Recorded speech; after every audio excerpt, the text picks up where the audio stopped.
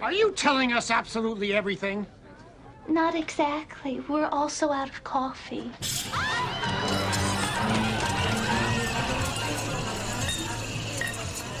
I don't have the producer Dorn with me because he is somewhere in Berlin in some hardcore techno nightclub, he told me. But I had a bunch of things that I wanted to cover before the new year. So today's episode's packed. We've got a scientific portion in which we're going to discuss where chlorogenic acid comes from.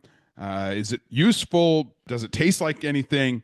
And then also, why don't we just make it in the lab rather than having to isolate it? Then we're going to talk about a few other pertinent things that I care a lot about.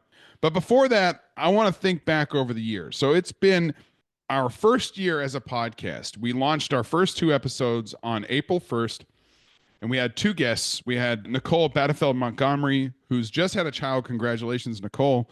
And Andrew Tully. And in those 2 episodes, we talked about fines and Quakers, respectively. Both of those episodes were extremely well received, and I'm very proud of both of those episodes. And then we went on to have a wonderful year covering a variety of topics ranging from whether AI can be used to talk about or measure flavor notes, whether you should put brewed coffee in your butt, and most recently, whether latte art adds value and changes the perception of coffees that contain it. Today, however, is going to be a bit nerdy. I'm going to do my best to cover the sensory components as well, but I really wanted to get an episode out about chlorogenic acid.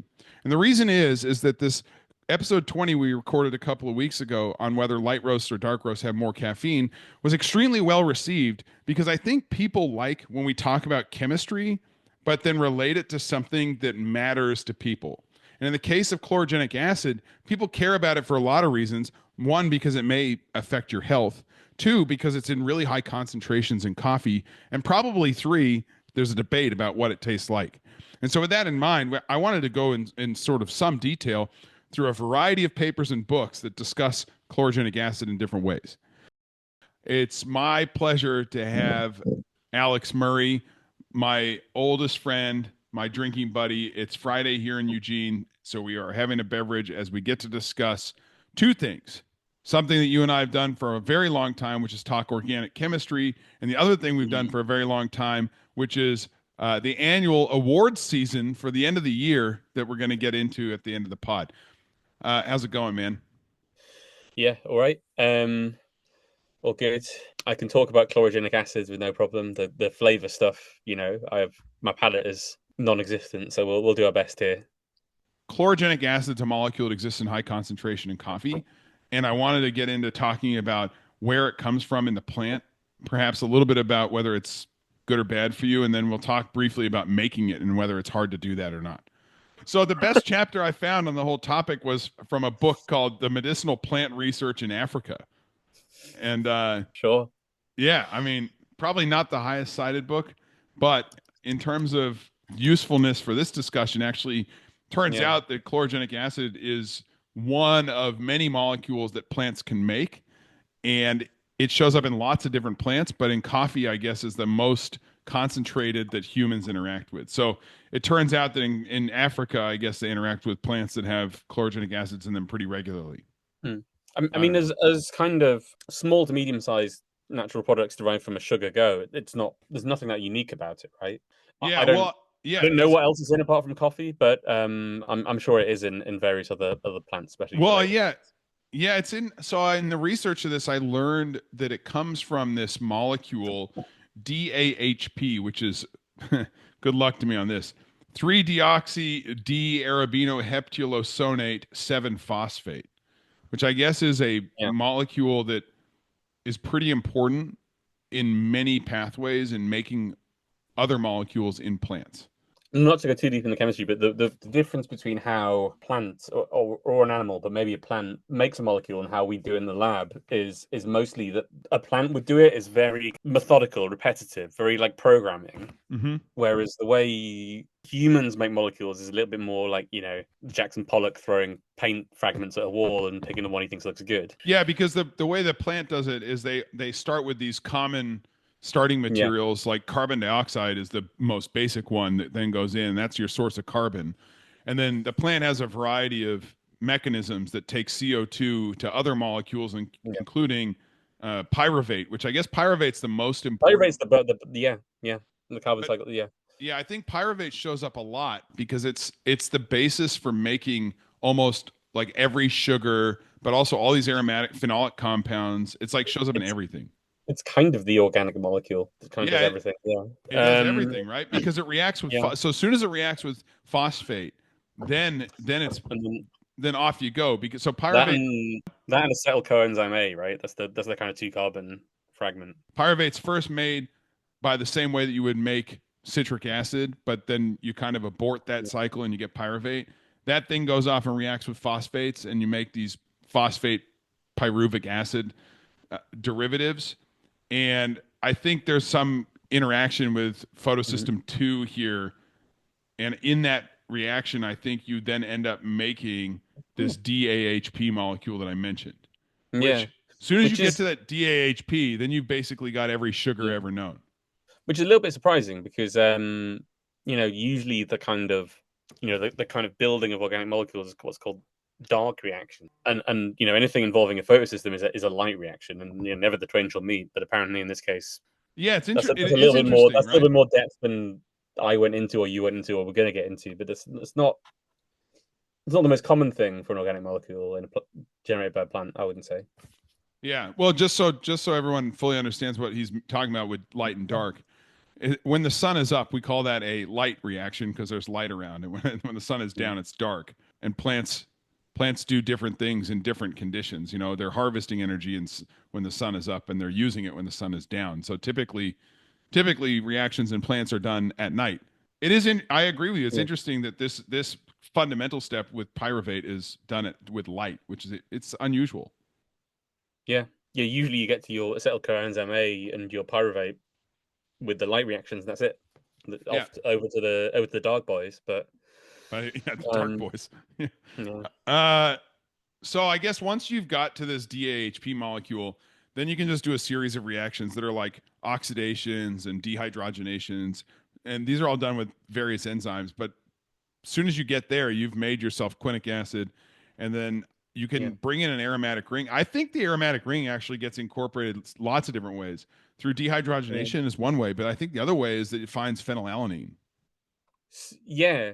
So tell me if I'm being too chemistry. No, chemistry's good. Go for it. In nature come from what's called the shikimate pathway from shikimic acid, which is in the synthesis of chlorogenic acid, right? That's one of the intermediates. At least animals can't make phenylalanine or tyrosine because you don't have the shikimate pathway.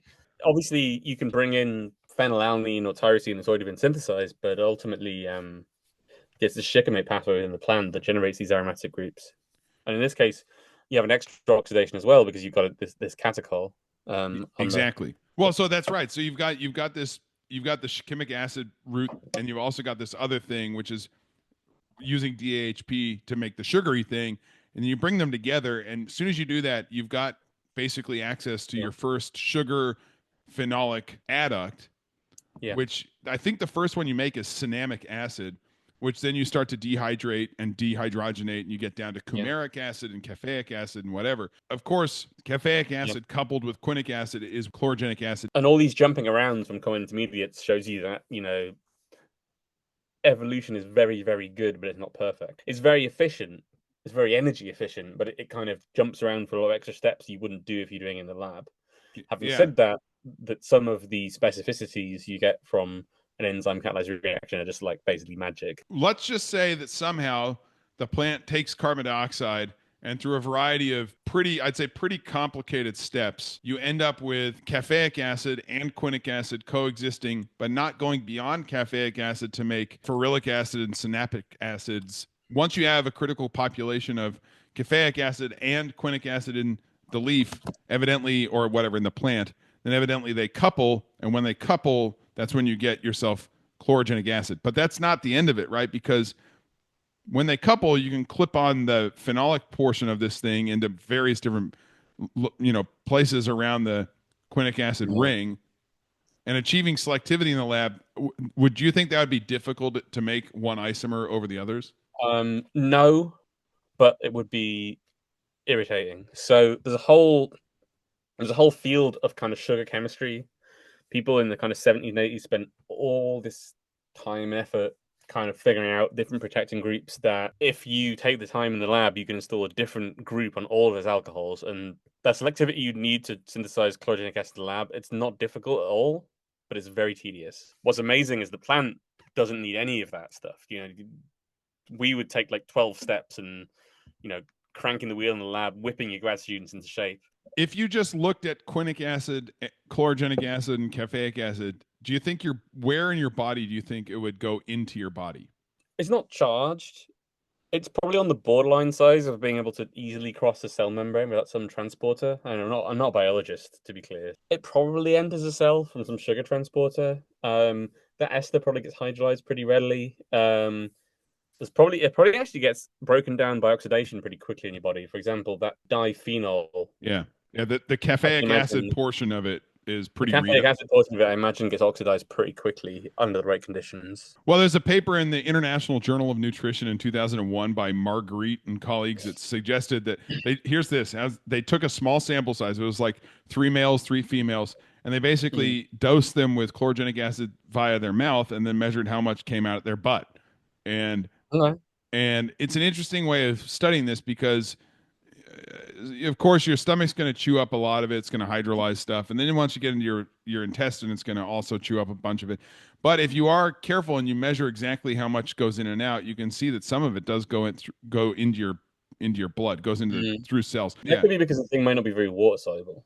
Well, exactly. So chlorogenic acid, though, it's surprisingly water soluble because you can buy it. And sugar parts, sure, yeah. Sugar acid. Depends on the pH.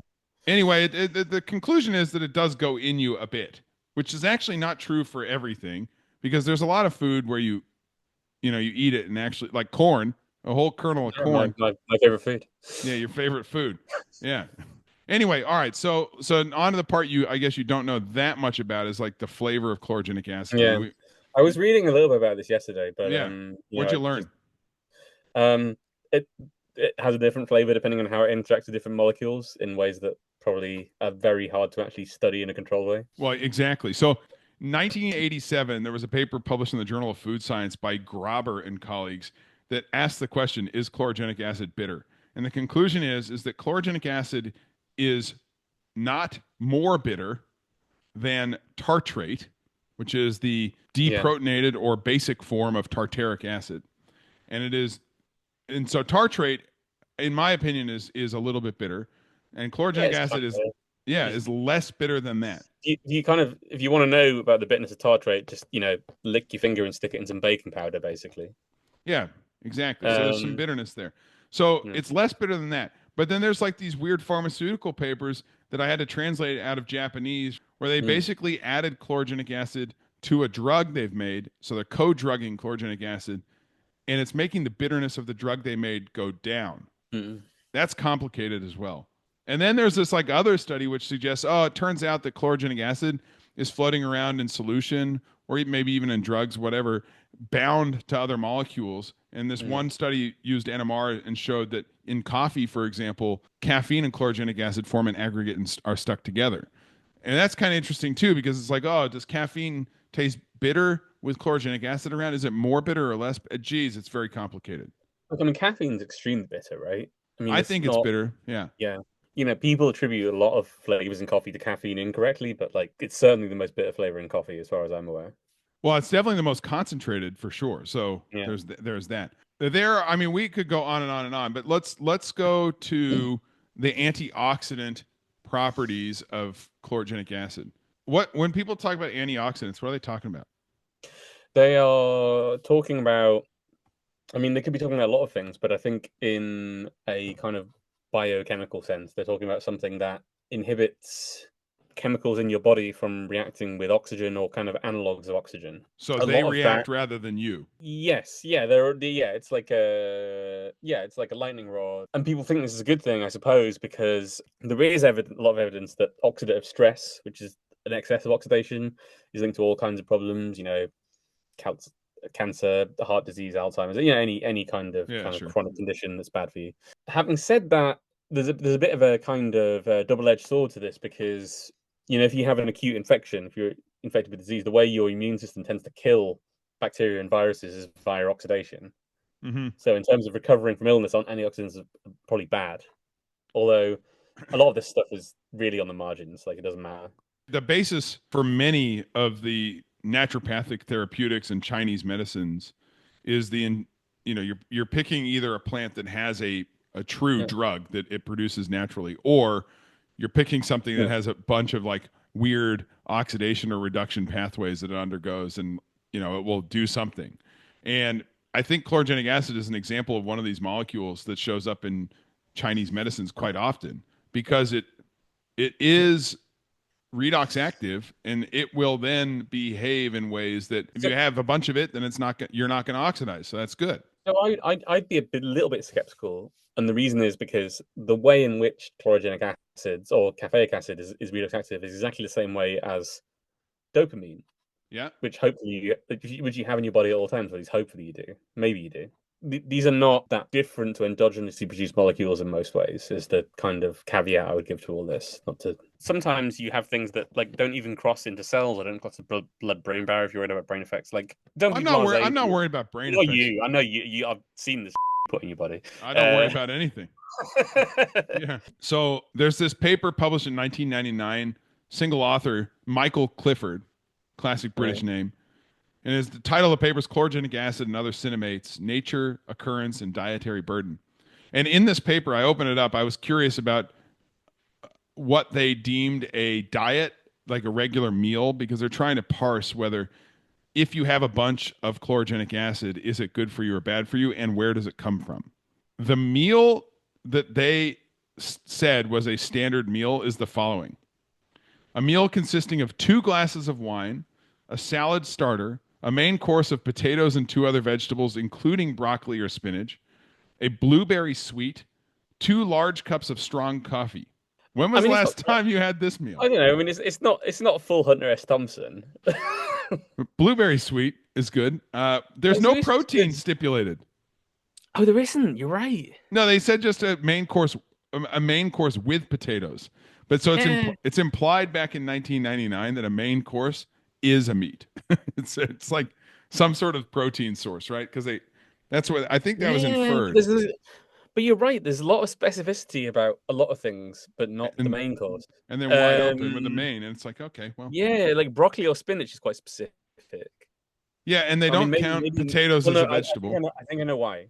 I think it's because it doesn't matter what the animal-based product is, because it doesn't have chlorogenic acids in it. Yeah, they don't have the ischemic acid pathway, so you don't make. I mean, maybe wine. I mean, coffee certainly does, but maybe wine does. It's like it's easy from a plant. Like it's plausible. I don't know. Well, they make the case that 70% of your intake in that meal is coming from the coffee. Yeah, I believe that. And the amount that you're intaking is like roughly a gram. Let's call it a gram. A gram actually is. It's a lot. Yeah, it's a lot.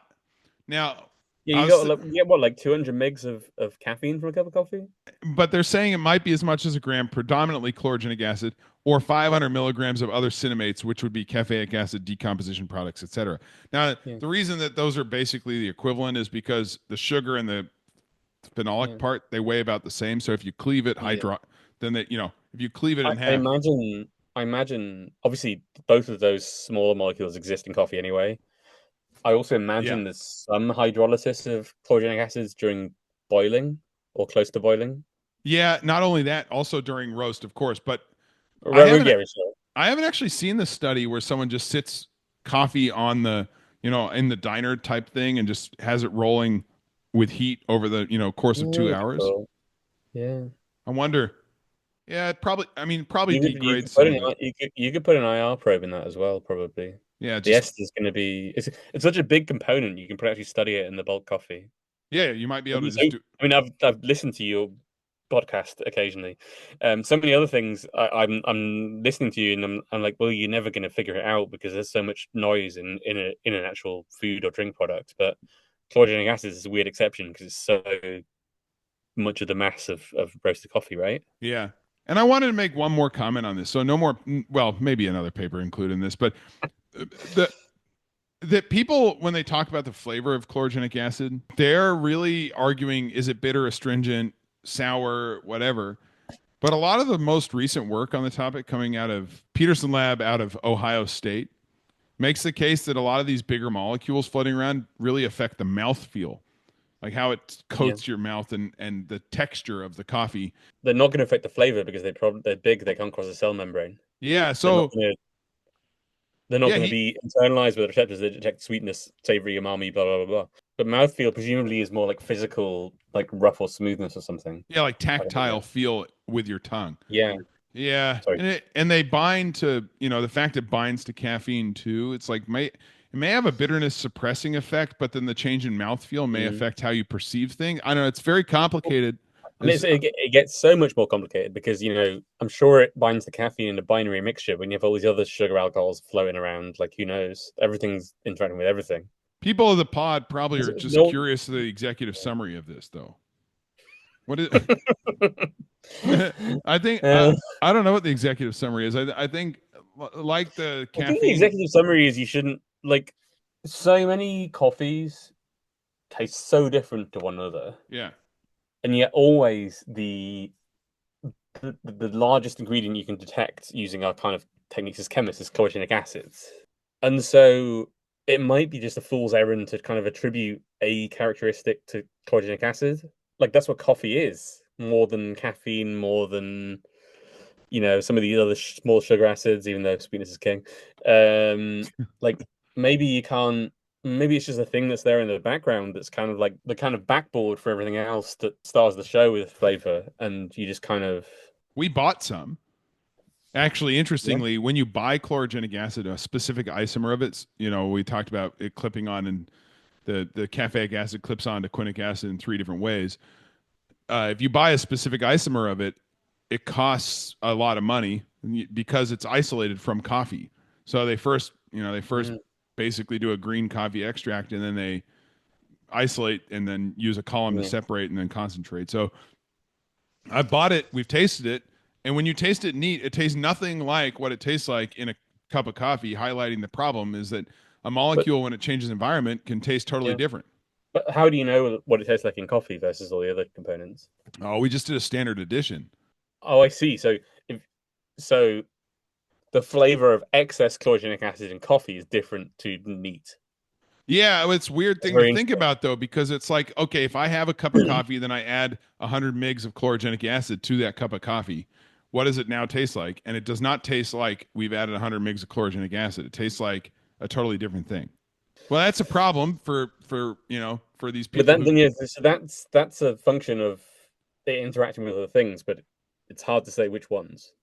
Yeah, and I think I agree with you. It's a waste of time. So I think the closing remark here is if you pick up a scientific article and you read about chlorogenic acid, you're going to get a variety of opinions on what it tastes like neat. And then you're going to see that basically every time anyone adds it to anything, it suppresses bitterness in the thing they added it to.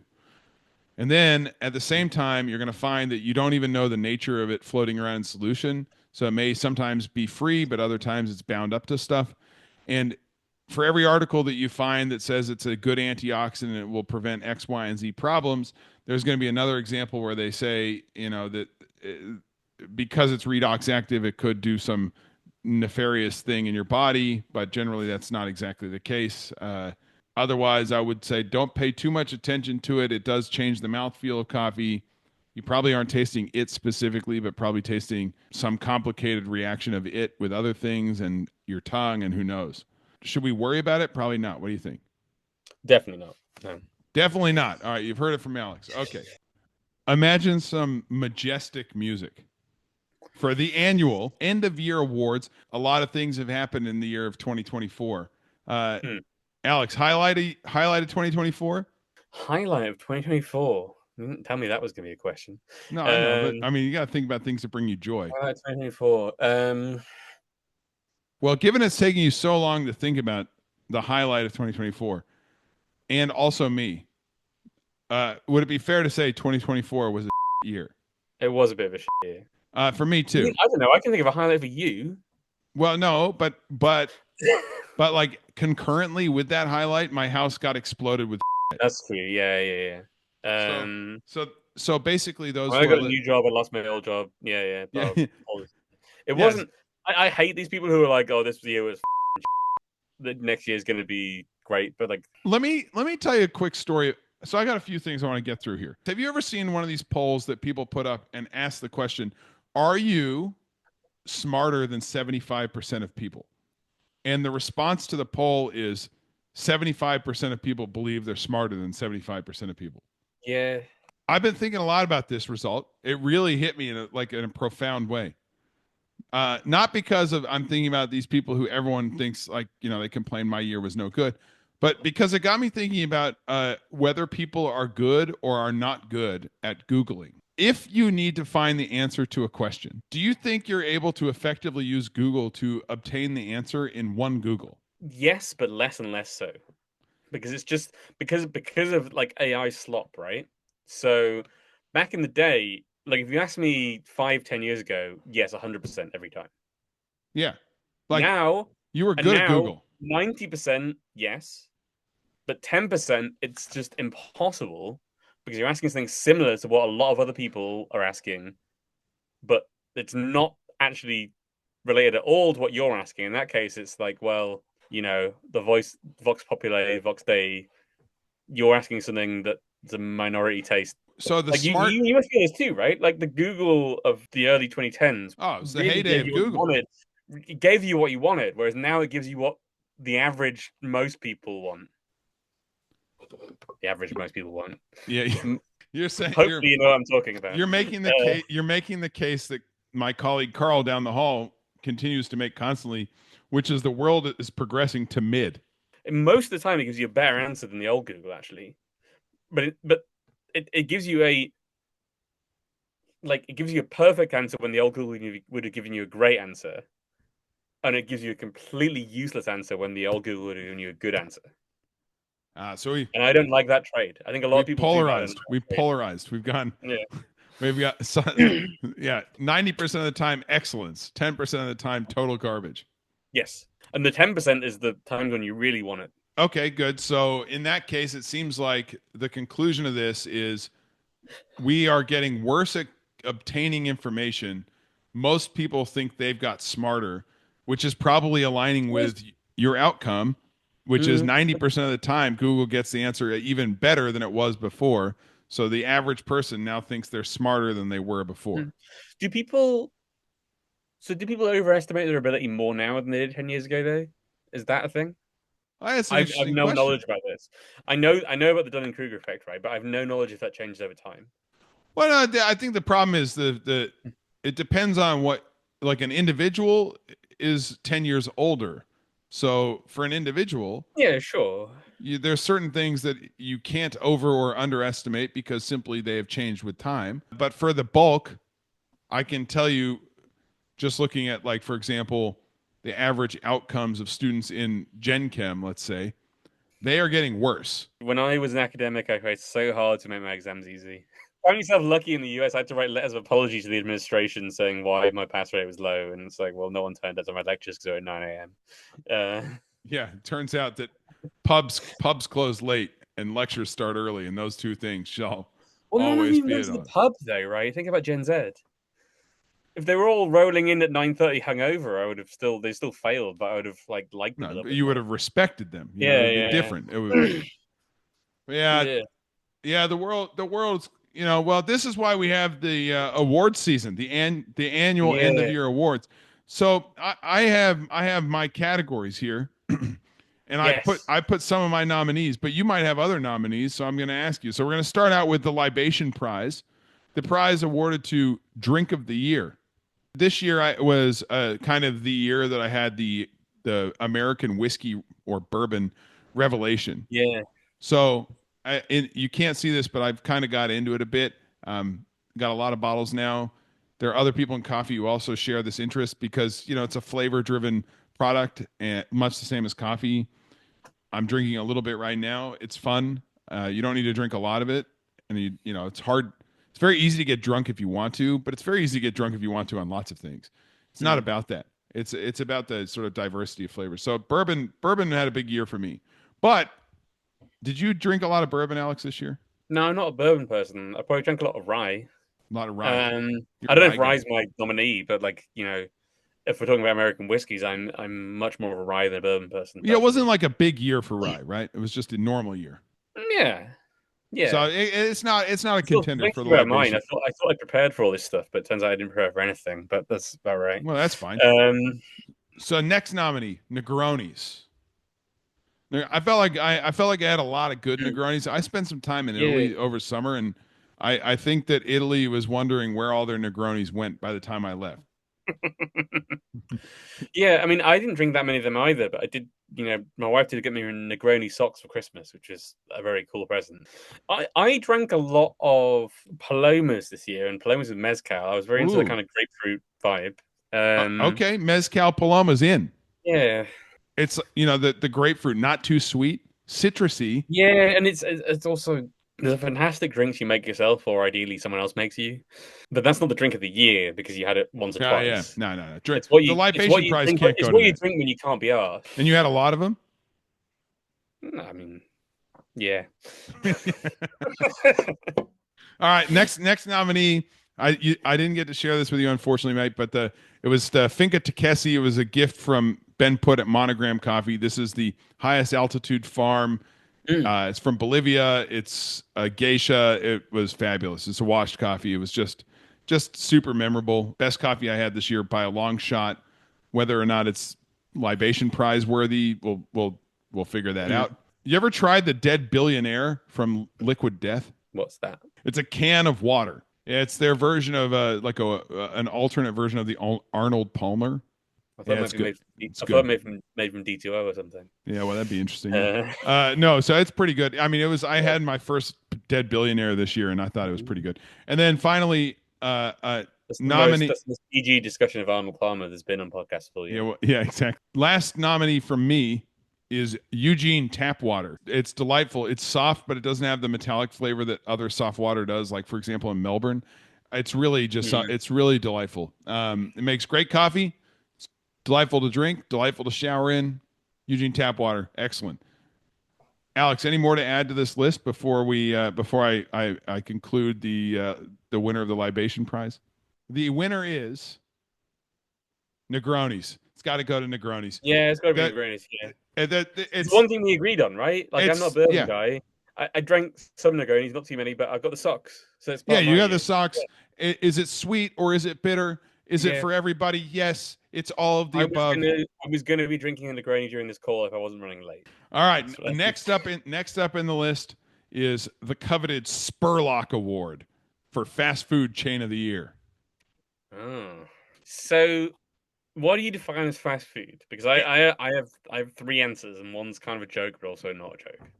Hit me with just go for it. I define it as whatever. My actual first answer is the thing, and in terms of like fast food, the thing that I've had the most is Cava, Cava. Oh, Cava, yeah. It's really good. Like, in the British media, there's a lot. There's been articles in British papers about Boston and what the Brits call bowlification, which is like you go to America and like everything's in a bowl. But like Carver is the acceptable face of bowlification. I really like it. Hold on. Let me interrupt here for a sec, because in my nominees I had Sweet Green, also bowlified. Sweet Green's like the yeah. So how is Sweet Green different to Cava? It's not that different. Like, all right, Cava tries to have slightly more Mediterranean flavors. I just think it's a bit better. Fair enough. But then you're right. They're the same overall. What else you got? So one answer is the classic, which is McDonald's. McDonald's? You think they had a big year this year?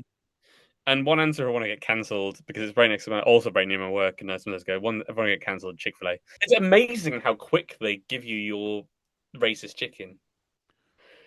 Yeah, I mean they're very. It is. It's alarming, right? Like no one else can do that. You're not going to get canceled for liking Chick-fil-A. Many people like Chick-fil-A. No, but can we talk about how like that's real fast food? They have a queue of cars. Yeah, they get it done like super fast. Yet somehow, if you're in your own car, you're out in like 2 minutes. Yeah, well, I mean, yeah, it's remarkable. But whenever so they just opened a Chick-fil-A here in Eugene, and the line for it is out of control. But it's not, because the line is so long, but it goes so fast. I guarantee you. Yeah, my dad calls it Chick-a-Phil. He can't remember where the A goes in Chick-fil-A. All right, let me give you. So we have some overlap here. Let me give you my other three or two. This year, for the first time ever, I went to the highly awarded Raising Cane's, which is I've never been there, and there's many in Boston. yeah. Is it So good? everyone raves about the sauce and the fries and the chicken and the blah blah blah. It's a fried chicken place, okay? It was good. I also at the time desperately needed it because I was deeply inebriated, and it was wonderful. Then I also have Chipotle, fast Mexican food. Too much rice, usually, in my opinion. Too much Rice to rice? everything else ratio. Not rice isn't bad, but it's like Yeah. excessive amount of rice. But the winner Yeah, go ahead. of the Spurlock Award, perhaps deservingly so. You and I both put it on the list. It's McDonald's. Big year for McDonald's. Yeah. Big year.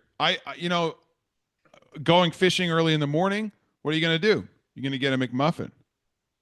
You know? You need a little bit of food but not too much. Hamburgers tasting pretty good. McDonald's, it's super consistent, and sometimes it's okay just to have something that's not excellent but is good enough. You can faff about way more and get something that's not that much better, to be honest. Yeah, oh yeah, for sure. All right, we got 2 more categories to go. We got MTG Award for Tool of the Year.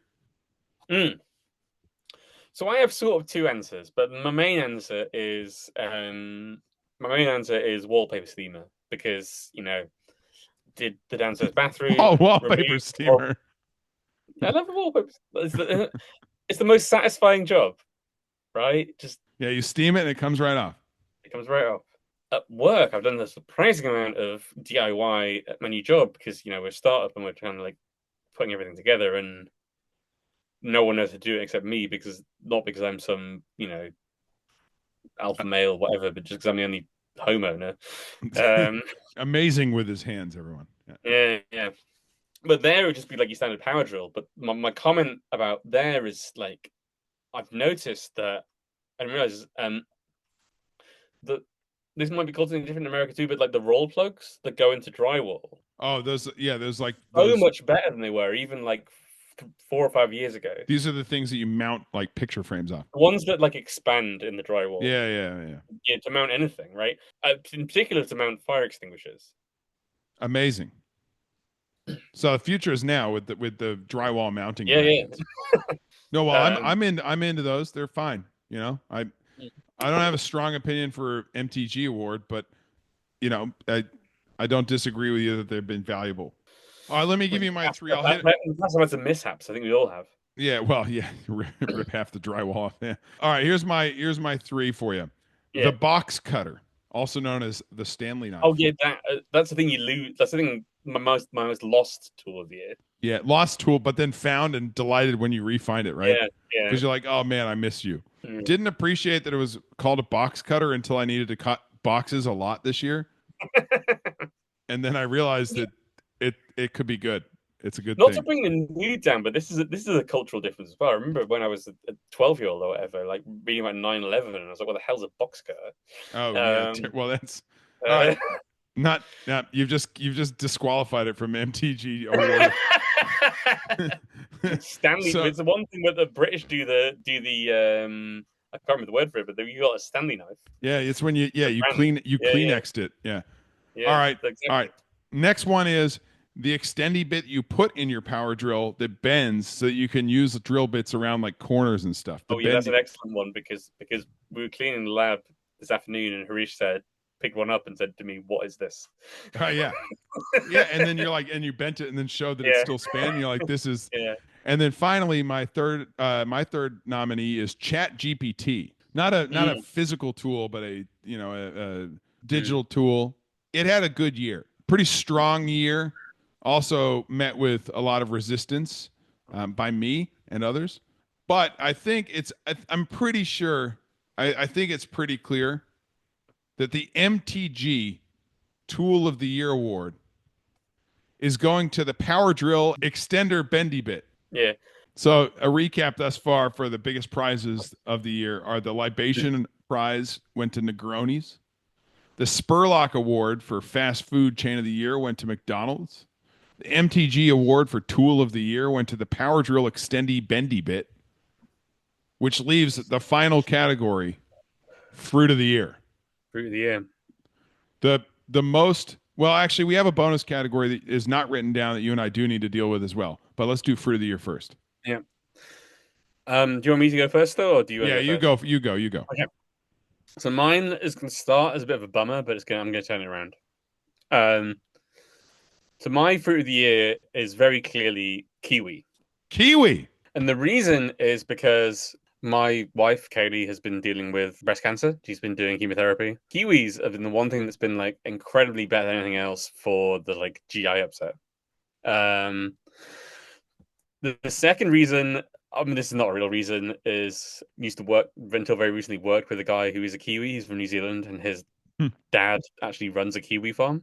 Oh. And the third reason is that someone who I'm not going to name, but a very tall chemist with a very fantastic home bar that we both know, I recently found out eats kiwis with the skin on.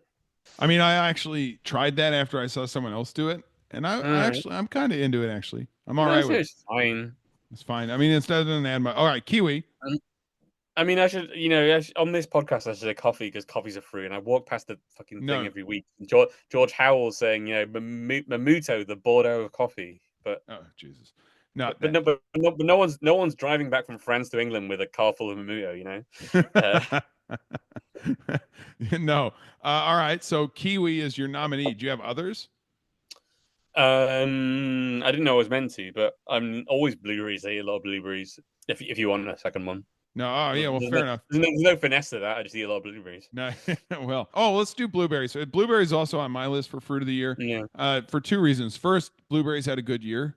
They were big. Like I saw a lot of big blueberries this year, and I was on a flight somewhere and I sat down next to one of the sort of bigger players in American blueberry. Big blueberry. I sat down next to Big Blueberry. So what does that mean? American blueberry? Like farmers of American blueberry. Okay, yeah. Like my New Zealand friend's father is probably big kiwi. Yeah, sure. Yeah, no, yeah, exactly. Yeah, he's big kiwi. So I sat down next to Big Blueberry, and we had a talk about blueberries. And one of the things she brought up was that blueberries have a brand problem because they don't know how to advertise blueberries. Because for the reasons she mentioned with your wife, are they comparing themselves to the fruit? Like, well, is it just hard to advertise fruit in general, or are blueberries harder than others? No, I'll give you an example. So like you know how like your biggest sales point of blueberries, besides them being delicious, was antioxidant. Yeah, well, yeah, but also like helping bowel movements and settling the stomach and stuff. Kiwis are better, haven't they? Yeah. Well, okay, yeah, but I mean, like, this is what people say, though. They say you can't go on. You can't go on. Imagine you're at the Super Bowl halftime commercial and you're like, you've just seen a hilarious ad for Doritos and then Bud Light, and the next thing comes on, it's just somebody not vein popping because they've had a whole bunch of blueberries, and so everything's moving more smoothly. Pretty good year for blueberries, I agree. My other three were the Lucy Glow apple. This is an apple that has red flesh. I posted a photo on Instagram a while back. You eat it and it's like it challenges your brain, which is fun. It tastes exactly like many other apples, so it's got some tart sweetness to it, so it's good. I thought the Bosc pear had a big year, so that's a good pear. That's a pear I've heard of, unlike that apple. Pears are a thing I love, but I regret not having more of. Because they're hard to ripen. They're like exactly. I'm not organized enough for pears. Yeah, you have to plan ahead to eat a pear. When I had less stuff going on, I was organized enough for pears, but they're like a lost continent for me now. And then not exactly uniquely good this year, but I had a lot of them, which makes them unusual because I don't usually eat a lot of these in a year. A lot of lemons this year. Went through a lot of cooking with lemons, a lot of drinks with lemons. Yeah. Big year for lemons. I was gonna say oranges. Yeah, orange. A, because of the Negronis, and B, because she wasn't working, went big into Christmas decorating, and she did a lot of like kind of things involving like kind of dried oranges, like oven baked oranges. Okay. Maybe that'd be her fruit of the year if we had her on. But I had a lot of oranges around in the last couple of months. Yeah, but I think the champion here, I think the award goes to the, in parentheses, golden kiwi. Fruit of the year. I Yep. mean, what a resurgence from an average year of kiwi last year. Honestly, we go to the supermarket and you see these golden kiwis. These are the ones that have the yellow flesh rather than the green flesh. Yeah. Yeah. And you take a bite of one of these things, skin on or off, take your pick, and you've just been transported to a beach where there's no problems. Beast of the year. Beast of the year. Well, I had a lot of excellent beef this year. I went to Houston and had some amazing steaks there. While I was in Ohio, I had a tomahawk that was worth talking about. I mean, we're talking excellent quality beef this year, up and down the spectrum. Even hamburgers were excellent. The ground beef quality here in Eugene was high. This, for me, undisputed beef is the beast of the year for me. Beef is the beast of the year. Okay. Chicken's always safe. That's not chicken, though. That's lame. I mean, it might be true, but I can't say that on air. I was thinking lamb. I feel like I did have an excellent lamb at some point this year, but I can't. The problem, I was hesitating because I couldn't quite remember what context it was. But maybe I should just say lamb, even if I can't remember when I had an excellent lamb or who cooked it. It was so good you can't remember it. Yeah. Well, if it was so good I can't remember it, I certainly didn't cook it. But I'm locking in beef. Beef's the beast of the year. yeah, beef's good. I mean, I would probably, yeah. Thanks for talking to us about all this stuff. I will see you next week. One day from today in 7 days. That's right. Yeah.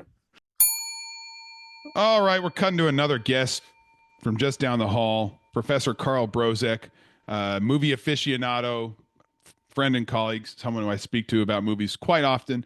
We typically try and see almost everything that comes out each year. This year has been a little bit tricky just because of schedules. How's it going, Carl? Hell, it's going really well. We have to sort out some stuff here. So, first of all, the topic is top 3 movies of all time, and did any movie we saw this year dethrone or even come close to dethroning your top 3 films? So, can we have a discussion about what this list even means? And what goes into thinking about that? Okay, so I'm going to start off with just saying what 3 movies come to mind, with the massive asterisk and footnote that I could have inserted. It's sort of like saying, which students should get into Harvard. You can pick the 1,600 students who get admitted this year, and every admissions officer would tell you there's another 10,000 who could have fit those seats, and they would have been different students, but they would have been equally deserving of being in that class. Okay, so I feel the same way about picking my top 3, but right now I say 2001: A Space Odyssey, Amadeus, and Hoop Dreams. Okay, so 2001: Space Odyssey came out in 1968, 69. Right around then, yeah. But it was pre-moon landings, which is probably one of the all-time classics. But also, you like everything from that director. That's right, and he's also notable for each of his movies being some of the best examples of each of those genres. This is Kubrick. This is Stanley Kubrick. I saw Full Metal Jacket in cinema. February 10th, 2024. I'd never seen it before prior to that. So for me, that was like my first introduction to big time Kubrick movies. And I actually didn't see 2001 until later in 2024. So this year, the scenes with the monkeys, like I know that there's probably things that you laughed like endlessly about in that first vignette. Little slow for me. Oh yeah, very slow. Art should be difficult, and it's not a palate cleanser. It's not a palate pleaser. It is something that stands by itself. There's plenty of sculpture in the middle of public squares and government buildings that are not necessarily great to look at, but they are worthy of that space and of people looking at them. Okay, so by your measurement of quality here, my top 3 movies of all time are going to come in perhaps lower brow than your top 3 movies of all time. But there's something to discuss. Say your 3, and then I think there's something that we can agree on, hopefully. Okay. Number 1 is the Coen brothers, Oh Brother, Where Art Thou, which is the Odyssey rendition. I've seen it a million times. I basically know every line from that movie. I love every character. Number 2 is Men in Black 1. There's something about that movie that I just love. I don't know. I mean, I could talk. So I want to pause for a second. I think you're also a genreist. You really like when a movie is a fantastic example of a genre, and maybe is also playing with the genre. So Coen brothers love playing with genre. Well, no. So you've highlighted exactly what number 3, why it's a wild card for me, because I love the genre of zombie films, and the two spectacular zombie films that were ever produced were 28 Days Later, where he wakes up in the middle of London, nobody's around, and Shaun of the Dead, that was like the first to popularize slow zombies. And I was like really into Shaun. I mean, I saw Shaun of the Dead not even expecting it to be a comedy, which is goofy in retrospect. That movie's really good. They did a lot of good things there. But I also like Kingsman 1, which is, it's good. For a lot of people, not great. For me, it's great because it was the first time that a spoofy James Bond type film. Also playing with genre. Yeah, exactly. Yeah. A spoofy James Bond film that brought in this, like, they cut a guy in half and he's holding the 62 Dalmor and they refuse to let this thing hit the ground. Like they, you know, looking at the best picture for 2024. So the ones awarded in February or March or whatever it was at the beginning of the year, March 10th, was American Fiction, Anatomy of a Fall, Barbie, The Holdovers, Killers of the Flower Moon, terrible. Absolutely. Maestro, Past Lives, Poor Things, and Zone of Interest. Now, if you, and of course Oppenheimer. Of that, movies that were like actually good in that list, there's at least 5. Oh yeah, absolutely. And I think what we were talking about before, or at least I was saying before, and trying to justify some of my opinions, is grotesque is a good thing in art. I mean, I think what holds your 3 together is supreme forms of entertainment and being really smart about it. I think is what your movies have in common. Yours are different to that. Yeah, which is different. And for me, I think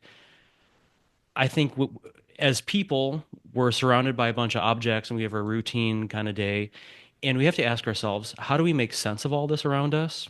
And is there more than just this? And I think that the purpose of film and art in general is to answer those questions. So I really like, the reason I like 2001 is it really answers those questions. It's just showing you through emotions and visuals and all sorts of stuff, there's more than this, or it helps us make sense of what's going on around us. Actually, Amadeus. Yeah, why do you like Amadeus so much? It's different. I evaluate it in a completely different way. It's a movie where, until they did the director's cut, which I think was an abomination, Amadeus, there's not a single scene that you can delete. It is a super tight movie. Yeah, which is a different way of evaluating a movie. You know, I haven't seen it. I'm trying to remind myself when I saw that film last, probably 15 years ago now, maybe. It's been a while. So it seems like it must be a rewatchable, I suppose. And Hoop Dreams, for anyone who hasn't watched it. So the director of Hoop Dreams had the intention of making a very small documentary about people living on the west side of Chicago, and ended up filming hundreds and hundreds of hours of film and culled it down to about 4. So this is a movie for you, Chris. It's three movies for me. Yeah. But I mean, even among the best documentaries out there, it moves you more than any other movie you've ever seen before.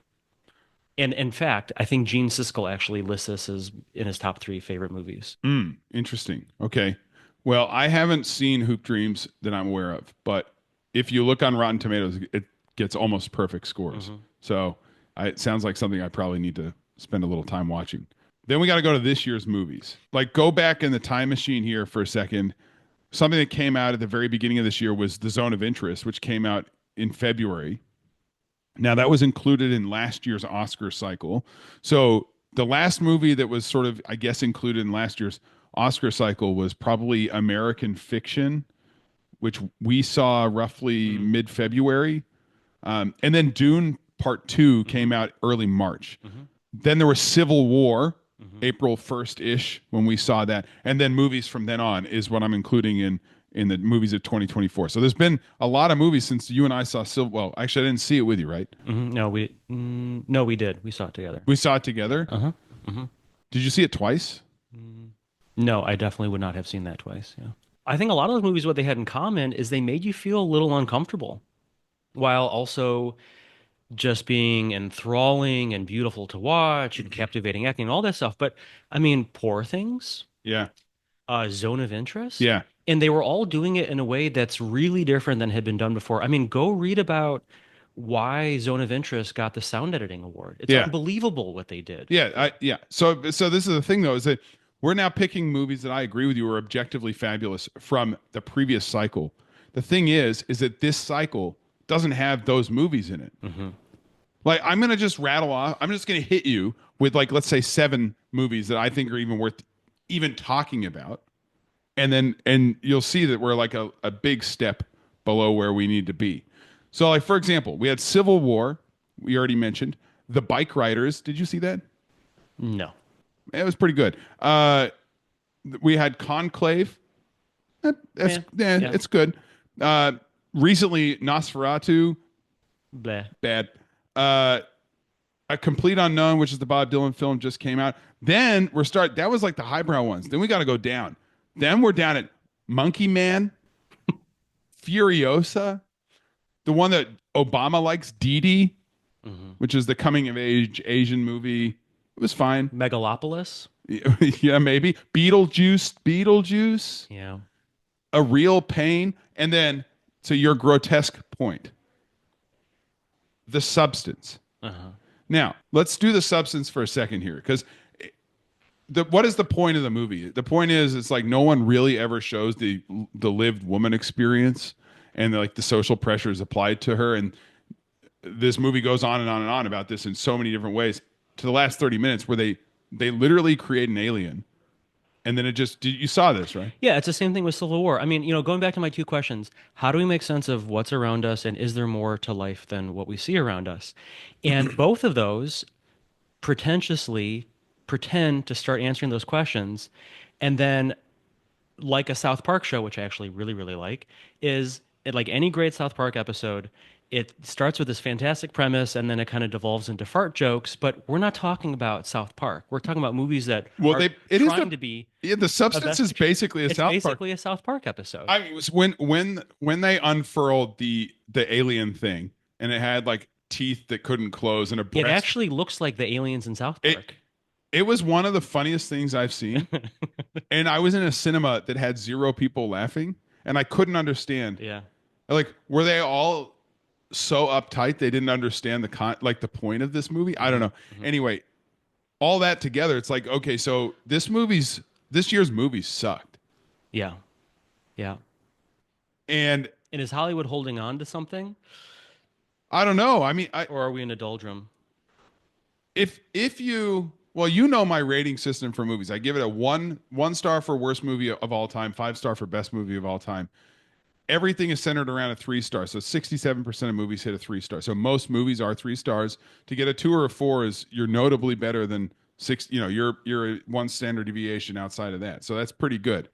And then I have a do you need to see it or do you not need to see it? In other words, a cultural significance binary answer. And I can tell you that this year I have 100% of movies are do not need to sees. That is not true last year. Last year there were 3 needs to sees. And that, I think, who cares about the stars? Why is that? Like when you decide a movie, I've wondered this sometimes when you tell me your rating. How do you decide that something is 3 stars but do not need to see? Well, let's do an example. I have 3 movies on this list of all the movies I've seen that were need to sees. Poor Things, it got a 4 stars from me. Zone of Interest, 4 stars. And Full Metal Jacket, because I saw it in the cinema, 4 stars. And they were all need to sees. And the reason they were need to sees were totally different for each of those. Like, why do you need to see Poor Things? Honestly, not a perfect movie. I didn't like the French vignette where she was naked the whole time. You could have conveyed that with one shot of her nude. You didn't need to do it a million times with all the various different grotesque people that walked in.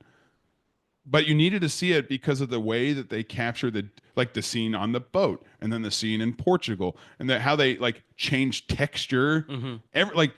This was a masterpiece of movie making. Yeah, I mean, so it makes me think of when you're watching a movie or maybe you're listening to music or something, and there's a part that you just don't like, and sometimes you're okay with that, and they're riffing.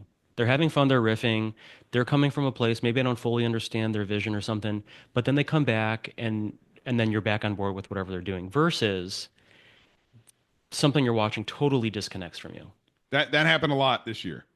Yeah, and I think that's when you and to me that happened in Nosferatu. Like, I mean, I was so captivated with a couple, issues here and there in the first part of the movie. Really like the gypsy scene, the build up towards the castle. I appreciate that he was trying to make it not just look like all the other Dracula movies.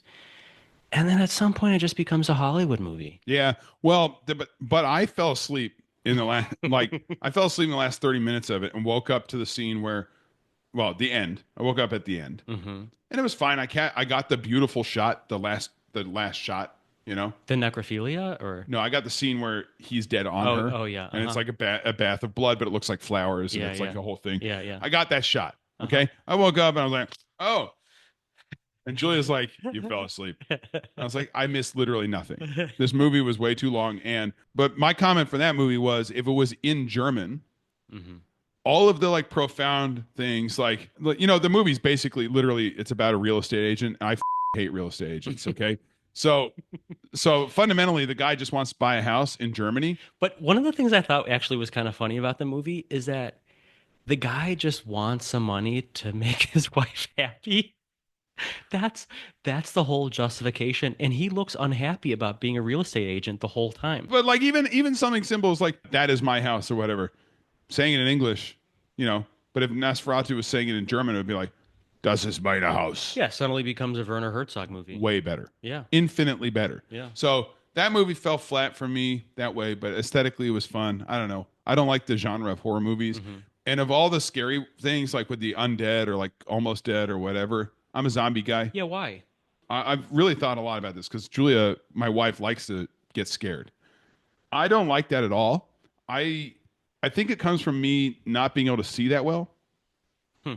So like for a long time, I wasn't wearing glasses or contacts, didn't know that I had bad vision. And then, so all I was doing is like doing it based on hearing. And if you close your eyes and watch a scary movie, you can basically tell when something terrible is going to happen. And if you learn to watch a movie like that, and then you open your eyes and you're seeing it as well, it's like 3 times as scary. It's like pretty scary because it's a sensory overload. So for me, I was like, I don't know. So you like zombie movies because they move slowly, so your eyes have a while to see the zombies? The thing that's scary about a zombie movie is it's not like a jump out and scare you or a psychological thriller. And you're not afraid of the dead becoming living and chasing you down and trying to bite you and infect you with some illness. It's basically sci-fi. It's zombie movies to me are the same as watching like any of these science fiction movies that are. Oh, so you're okay with it because it feels totally implausible. I'm in like an alternate universe. Okay. So a lot of people say that the power of zombie movies is that it taps into something inside us of a fear of the enemy within, so to speak. The fact that there are elements in our society that will turn on us, and inevitably they will come after us. Yeah, but for me, whenever I see that, it's not that I'm not aware of that approach to thinking about it. That's the part that makes me laugh. Because imagine you're writing the movie and you're like, let's go to 28 Days Later. They lock up the zombie in the backyard and he's on the chain and he's like totally insane, right? And occasionally they'll throw him some food or like a rat or something for him to eat, and they're keeping him out there, right? That is so hilarious that the writer was like, it'd be good if we chained up one of them. Because they turn into this inner animal rather than they turn into a human, right? So I think that's an example again of you liking when someone riffs on a genre, because that, especially 28 Days Later. Yeah. Because the main thing there is that the zombies are moving fast. Oh, they're fast. That was the first time of real fast zombies. Yeah, fast zombies, and now everyone copies that.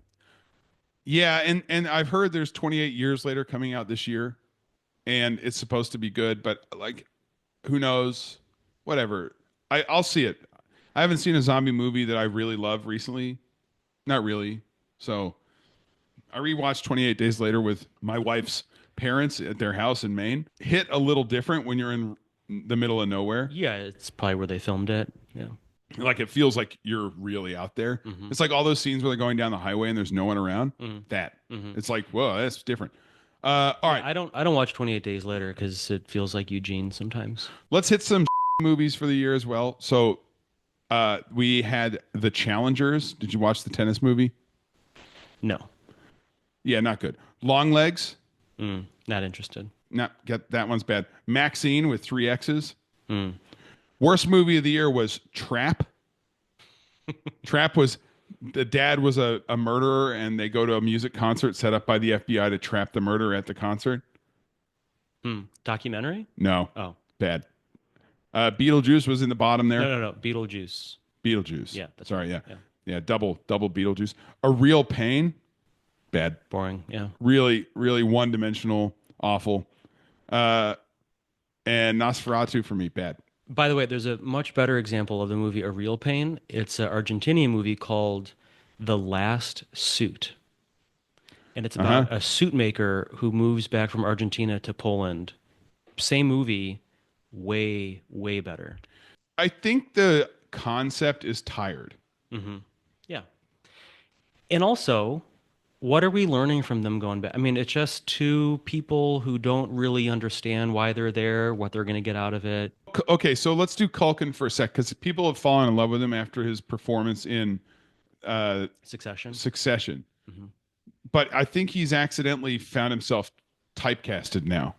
He is only the witty pain in the ass. He will always be that now. Yeah, he cannot. So I have a problem with him because Julia's like, wow, it really showed his breadth in A Real Pain. It's like, really? Because all he was entitled little in A Real Pain. The same way, like he's just this hippie in A Real Pain. It's the same character. Yeah. Which, going back to Nosferatu, maybe the other major weakness is Willem Dafoe is a caricature of Willem Dafoe.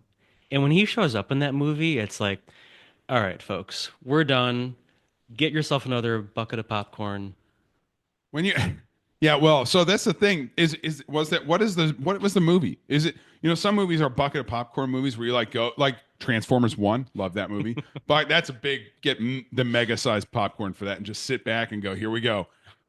Oh, by the way, in the top 3 contender, Iron Man 1 is a contender. Yeah. Created the genre of what excellence in Marvel or DC, whatever, they're the same to me, looks like. Yeah, excellent acting. I mean, yeah. That's when you turn heads and you show, oh, that's what's possible. None of these movies were good this year. Not really. I mean, some people are probably going to listen to this and be like, Chris is wrong. I loved Civil War. It really spoke to me. Well, so I don't know if it was Manohla Dargis or A.O. Scott in the New York Times. They wrote, so I think there's so many people with our sentiment that they wrote a whole article about how, no, you're all wrong. There are all these great movies. And their justification of every movie was not about really what's going on in the movie, but basically something else. Like for Megalopolis, which we haven't gone into enough, the justification for why it's a good movie is because Francis Ford Coppola spent $150 million of his own money on something. And so basically the justification is, look, he's really a committed artist. We should respect that he made this absurd CGI movie. I forgot about this one. This is the Adam Driver one. It's made $15 million in the box office, but I'm pretty sure no one has seen it. So, but you still haven't answered my question. Why does someone need to see a movie in your rating? Okay, so sometimes like the zone of interest, we've seen this tired version of Nazi Germany a million times. And a lot of us understand Nazi Germany to at least basic level of what it meant to be on the Nazi side versus the side of the Jews. Like we understand it, right? But you never really see a side that is even vaguely sympathetic to the Nazis. And this movie, if you're shallow, you might think that's what this movie's about. Quite the opposite. Yeah, not even close. It's quite the opposite of that. But in fact, one of the most powerful scenes is when the mother-in-law is horrified.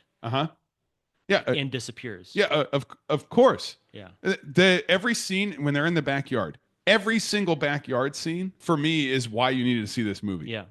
And how they are, if your eyes were closed or you weren't thinking, maybe you'd say, oh, look, they're just gardeners and they're just doing their job. And there's the constant sound. The ears. In the background. Yeah. Its zone of interest was robbed of Best Picture. It is.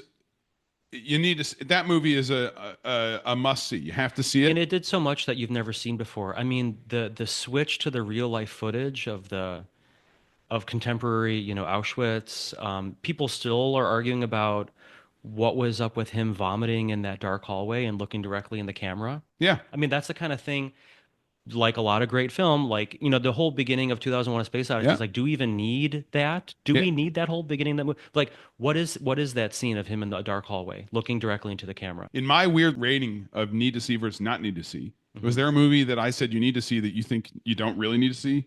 This year? No, I only gave you 3. I gave you The Poor Things, Full Metal Jacket, Zone of Interest. No, I definitely think that you need to see those. But of the last year, so you said none. all or none. The closest I think we came is The Substance. Yeah, yeah. Because a couple reasons, but the main thing is a movie has never presented visuals and I mean this sort of like rock concert like feel in a way that it does so effectively. But then you have to make sense of what happens in the last 30 minutes. Yeah. And, from my angle, I was more interested in this bomb shelter of a half opening door space. Yeah, absolutely. I was more interested in the, who was pulling the strings on this human behavior. And they don't go into it because it's not about that. But I think that would have made that movie have another dimension that would have made me like it more. Okay, so you're a genre person. I suspect you haven't, at least recently, seen a lot of Cronenberg or like the other classic body horror movies. No, I haven't. But maybe consider go watch those. I haven't seen them in a long time, but that's clearly what the director is in response to. That makes me wonder, if you watch a bunch of those movies, does that make this movie better because it's in response to classic Cronenberg movies, or does it make it derivative? And here's the follow-up question. Do you really need to know about those movies for that movie to be good? Shouldn't a movie stand on its own 2 feet? Do you need to know intention? Okay, so you've brought me to one other thing I wanted to talk about was this: should it stand on its own 2 feet? The thing that made Top Gun's reimagined movie good was that Top Gun 1, really, it didn't even matter for Top Gun 2. I mean, it's loose, it's like whatever, it didn't matter. But let's do Dune Part 2. In the original Dune, the David Lynch Dune Part 1 took about an hour, and Dune Part 2 in the original Dune took about 10 to 15 minutes. In Dune Part 2 that came out in March of this year, 2024, just passed, that 15 minutes stretched for 3 hours. And all of you listening, every single person in the universe watched that movie, was like, can't wait to see him ride the worm. That was all you wanted to see that for. You want to see him strap on and get moving on the worm. Actually, because they teased it at the end of the first one, but then they didn't even really show it. Like, they didn't use that as the thing. Dune Part 2 needed Dune Part 1 so badly that it was just a flaccid nothing. Like, Dune Part 2, objectively, as a movie standalone, not good. And a lot of people are going to disagree with me, but they're going to disagree with me and then in the same sentence say, nah, it was better than Dune Part 1. It's like, no, that's not the litmus test. Yeah. No, that's right. So I can't even get through Godfather 3. I've never actually seen all of it. Yeah. And for a number of reasons, I think the acting is bad and all these other things. But the main criticism that people will level is that Godfather 3 doesn't make any sense if you haven't watched 1 or 2. For me, that's an unacceptable thing. Yeah. We've been moving away from movies that are like that. Like, for a while, there were these sequels where you needed to have knowledge of what happened previously, and they were fine. But then I think what happened was those movies were only an hour and a half long, and then so you just watch 4.5 hours of movies and you've seen all 3 pieces, and that would be done. But now directors are producing movies that are 3 hours long in segments, and now they're asking to have 9 hours of my life to watch 3 pieces of a movie. When David Lynch did it better and in less time than one movie. For Dune's example. So that, for me, that's like, I don't know. And people will be like, Chalamet's so wonderful. And I agree. And I think he was great in The Complete Unknown. But I don't need to see 9 hours of him in a sandy getup with, walking around with worms under him. That's like not it. Yeah. And then, a lot of TV, a lot of what people say are like the best TV shows of all time maybe require watching everything in sequence. But I would also argue that some of the best shows of all time, you could pick any old random episode, and it is so well crafted that you would enjoy it by itself. Yeah, well, the reasons that people will always rank The Sopranos and The Wire and other shows above other ones is because every single one of those episodes has something in it that you could enjoy by itself. Yeah, and people refer to them by their formal name. People refer to Pine Barrens because you could just sit down and watch that thing. Oh, the fact that anyone knows any episode name of any TV show, and yet people know like many episode names from The Sopranos is pretty remarkable. None of these movies here that we saw this year are going to stand the test of time. That's the executive summary. Mm-hmm. This year's movies were all kind of a flop. All right, last thing, make your prediction for Best Picture for this year. Well, first question is, did we see it? Did we talk about it? Did you see the Best Picture for this year? And if so, what was it? And if not, what is it? Well, they tend to be the big production. Maybe Wicked. I predict Wicked. If Wicked gets Best Picture, I don't know what I'm going to do. I'll pull the plug on myself. No, it cannot be. It's definitely going to get nominated. No, it cannot be. It's either that or Anora, the two movies we haven't talked about. That's my prediction. I think that Conclave, The Substance, and probably Civil War are going to be nominated of the ones that we've talked about in some detail here. Mm-hmm. My bet is I really feel like Conclave is going for the Best Picture, like it's trying, you know? Mm-hmm. There's a few things I don't like about Conclave. So, like, for example, the twist at the end, the big twist at the end felt like they shoehorned it in. Mm-hmm. What would have been more interesting and more cohesive is if the same twist was introduced halfway through and then the head of the dean of the Cardinals had to bear it, the weight of that twist the whole way through. Yeah. So, Hollywood, so the Academy really likes, I think, one of two movies. One is just a feel-good moneymaker, which is why they like musicals, which is why I said Wicked. The other type of movie they like in recent years is a kind of middle of the, like, centrist political message that kind of vaguely leans left. But there's a message. My issue with Civil War is it's completely incoherent. Oh, it's nonsense, yeah. Conclave, also a little incoherent. I mean, we're talking about an elite group of Catholic, elites who are doing something that has very little to do with us. And there's a little bit of some kind of, liberal eye-opening at the end. Sort of. But like I said, if they brought that thing into the middle and then he let that coexist, Yeah. You don't even need to readdress it. But if you just brought it forward. Explore it. Yeah, just a bit like how they were building this idea that it was so dangerous for a cardinal to exist in Afghanistan. It's double dangerous if you're that. If you built that out as the danger and how impressive it was, I feel like it would be more interesting. So I think actually one of the biggest feats of Conclave, I was reading about what the director, or maybe it was the design director, was in charge of, is making the Catholic Church look even better. So apparently, cardinals look pretty shabby, and there's something about the official red of the Catholic Church doesn't really pop out that well. And so the director reimagined the way that cardinals should be dressing. And so apparently that red that shows up in Conclave is an invented red. They invented to make it look even more striking. Well, so there were scenes in Conclave where that red was incredibly striking. Mm-hmm. The one that everyone's going to remember is the umbrella scene where they're all walking in with the umbrellas and you see a little bit of it pop out from underneath the white umbrellas. But like whatever, the Conclave it's just going to be in the discussion. I really don't want Substance to win. Mm-hmm. I really feel fundamentally like the movie, you said it exactly right. It's a South Park episode. It's not, except that no one actually really enjoyed watching it. Yeah, and everyone comes away thinking and talking about it a lot. Yeah, or that's what you do when you kind of need therapy because you went through some sort of traumatic event, and that's kind of how I felt after watching The Substance. Oh. Like it hit you. Yeah. So I needed to talk about it. I see. It didn't resonate with me at all. Like I just didn't, I watched it and I was like, the world's most predictable things are happening here. Mm-hmm. Yeah, sort of like a clock unwinding or something. Yeah, like, yes.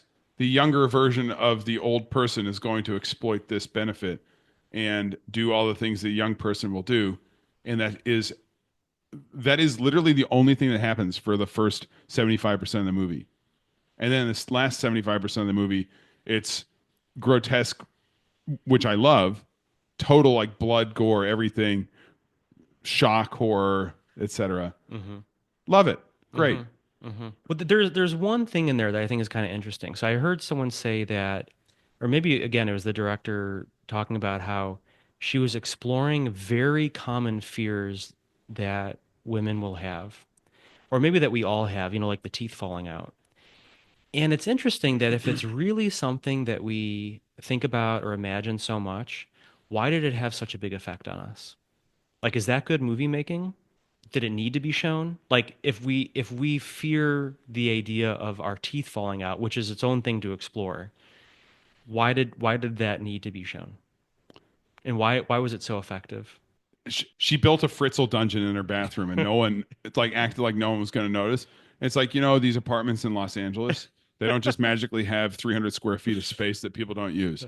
Like there's just like little things in there that just really bothered me. Yeah. And the guy across the hall who's just like, the only enjoyable part for me in that movie was watching.